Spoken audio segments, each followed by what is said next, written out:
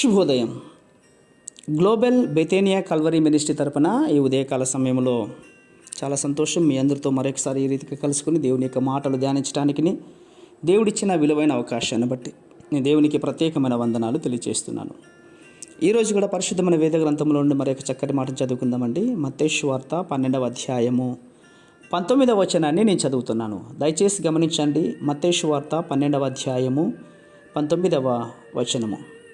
ఈయన జగడమాడడు, కేకలు వేడు, వీధులలో ఈయన శబ్దం ఎవరికి వినబడదు. దేవునికి స్తోత్రం. ఈ వాక్యాన్ని బట్టి యేసుక్రీస్తు వారు ఎక్కడ, ఎవరితో, ఇప్పుడైనా, ఎప్పుడైనా, ఎక్కడైనా, ఇంకెక్కడైనా కూడా జగడం ఆడలేదు. ఏ విషయంలో కూడా గొడవలు పెట్టుకొని కేకలు వేయలేదు. అసలు వీధులలో ఈయన స్వరం కూడా ఎవరికి వినబడలేదు. ప్రియులారా, ఈ వాక్యం మన జీవితంలో ఎంతవరకు నెరవేరుతుంది చెప్పండి. మనము జగడములు ఆడేవారిగా ఉంటున్నామా, లేక దేవుణ్ణి అనుసరించేవారిగా ఉంటున్నామా? ఈ విషయాన్ని బట్టి ముఖ్యంగా స్త్రీలు పరిశీలించుకోవాలి. ఎందుకంటే జగడము ఆడుట అన్నటువంటిది స్త్రీల్లో అది ప్రత్యేకమైనటువంటిది. బైబిల్ గ్రంథంలో అనేకమైనటువంటి స్త్రీలు ఉన్నారు. అందులో జగడములాడు స్త్రీ, గయ్యాలి అయిన భార్యలు ఉన్నారు. వీరు యేసుక్రీస్తు యొక్క మాదిరిని అనుసరించగలుగుతారా?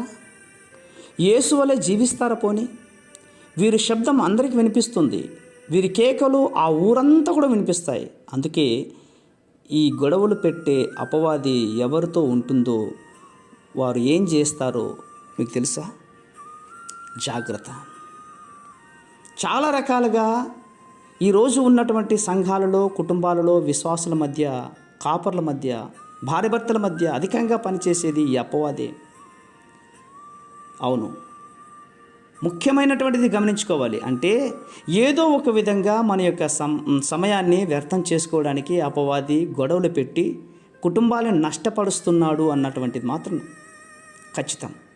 ఈ నష్టం వలన ఎంతోమంది సమయాన్ని వృధా చేసుకున్నారు, వారి జీవితాన్ని పాడు చేసుకున్నారు. చివరికి కుటుంబంలో ఉన్నటువంటి శాంతి, సమాధానం, నెమ్మదిని పోగొట్టుకున్న వారుగా కనబడుతున్నారు. దయచేసి గమనించండి. జగలములు మన స్వరము ఎంత భయంకరమైనటువంటిదో అది రేపటి నుంచి ఒక్కొక్కటిగా మీ మధ్యలో చెప్పడానికి ఇష్టపడుతున్నాను. పరిశుద్ధమైన మా ప్రియ పరలోకపు తండ్రి, ఈ మాటలు వింటున్న బిడ్డలు ప్రభువా, మరి మిమ్మల్ని వెంబడించే బిడ్డలుగా ఉంటున్నారా? అలా ఉండకుండా పోతే గనక వారు పరీక్ష చేసుకొని జీవితాన్ని సరిచేసుకోవడానికి సహాయం చేస్తారని శ్వాసంగా నమ్మొచ్చు. చిన్న ప్రార్థనను మా రక్షకుడిని యేసయ్య బట్టి అడిగి వేడుకుని పొందుతున్నాం మా తండ్రి. ఆమేన్, ఆమేన్, ఆమేన్.